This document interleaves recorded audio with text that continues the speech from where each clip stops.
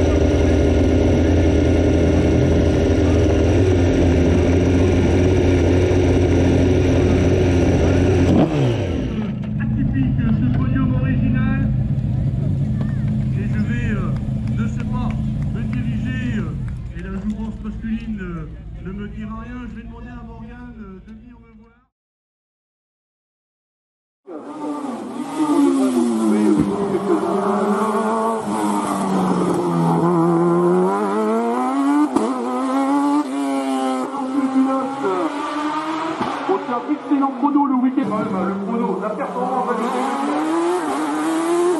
Yves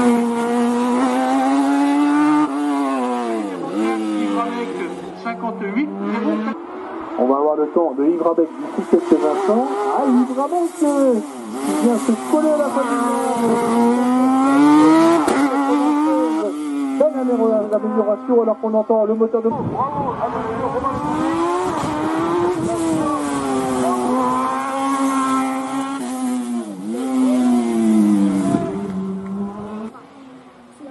Et Romain, qui ne lâche pas l'affaire, il est à l'attaque, on l'entend.